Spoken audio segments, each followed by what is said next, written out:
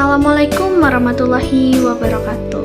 Perkenalkan, nama saya Cia Vivanda Lusca dengan NIM 23051111574. Di sini saya akan membahas tentang masalah-masalah pendidikan yang ada di Indonesia. Di Indonesia masih ada beberapa masalah pendidikan yang umum terjadi dan akan menjadi tantangan dalam meningkatkan kualitas dan akses pendidikan. Pendidikan yang berkualitas tentu saja diharapkan demi kemajuan suatu bangsa. Pendidikan bukan sekedar sebagai sarana agent of change bagi generasi muda yang akan menjadi penerus bangsa, tapi dapat menciptakan suatu transformasi yang nyata. Saat ini, pendidikan di Indonesia diatur dalam Undang-Undang Nomor 20 Tahun 2003 tentang Sistem Pendidikan Nasional. Pendidikan di Indonesia terbagi menjadi 3, yaitu formal, informal, dan non-formal. Dalam suatu sistem tentunya akan ada selalu kelebihan dan serta kekurangannya. Tapi kinerja pada sistem akan menghasilkan kualitas seperti apa jika dijalankan dengan baik, dan tentunya akan banyak sekali hal positif dan hasil yang baik. Nah, saya akan membahas masalah-masalah pendidikan yang masih umum terjadi di Indonesia. Salah satunya yaitu akses terbatas ke pendidikan. Masih banyak anak di Indonesia yang menghadapi kesulitan di dalam mengakses pendidikan, terutama di daerah terpencil, pedalaman, atau komunitas miskin. Jarak yang jauh antara tempat tinggal dengan sekolahnya, kurangnya sarana transportasi, dan minimnya infrastruktur pendidikan di daerah-daerah tertentu menjadi hambatan bagi akses pendidikan yang merata. Nah, karena itu masih menjadi masalah-masalah yang terjadi di pendidikan, karena akses terbatas ke pendidikan itu tidak semuanya bisa merata gitu. Masih dalam proses pendidikan di Indonesia ini masih dalam proses diperbaiki lagi untuk menciptakan pendidikan di Indonesia yang jauh lebih baik lagi. Kedua, yaitu kualitas guru dan tenaga pendidikan. Tantangan terkait kualitas guru dan tenaga pendidikan di Indonesia ini masih ada.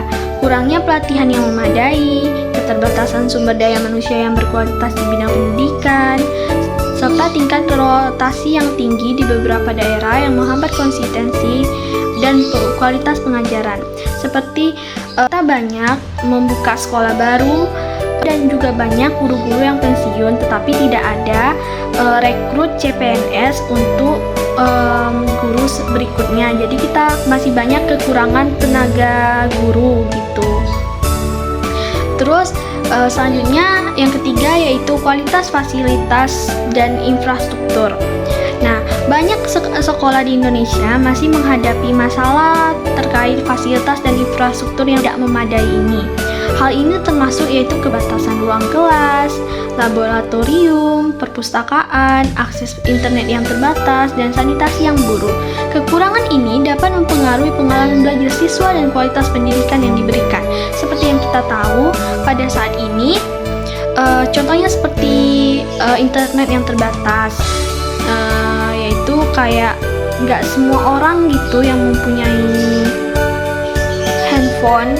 Jadi tetapi kan pendidikan kita saat ini lebih menggunakan teknologi. Jadi internet itu penting untuk mengakses semua informasi gitu. Kita tidak terpatok lagi ke buku, tapi kita juga menggunakan internet. Dan fasilitas dan infrastruktur ini juga gitu. Kayak kalau kita membutuhkan laboratorium, tapi laboratorium itu belum memadai gitu. Dan selanjutnya adalah kesenjangan digital. Kesenjangan akses pendidikan, teknologi informasi, dan komunikasi yang memadai masih menjadi masalah di Indonesia. Tidak semua siswa memiliki akses yang sama terhadap perangkat komputer, internet, atau sumber daya digital. Hal ini dapat mengakibatkan kesenjangan dalam kemampuan mengakses informasi dan pembelajaran online. Nah, kita, siswa itu, ada yang tidak memiliki handphone gitu, jadi masih menjadi masalah gitu, karena di kurikulum kita saat ini, di pembelajaran kita saat ini sudah menggunakan teknologi gitu, teknologi internet untuk mengakses berbagai macam pembelajaran online seperti mencari-cari jurnal, mencari pengertian di internet gitu. Sekian tentang masalah pendidikan yang dapat saya sampaikan. Jika ada kesalahan kata, mohon dimaafkan. Wassalamualaikum warahmatullahi wabarakatuh.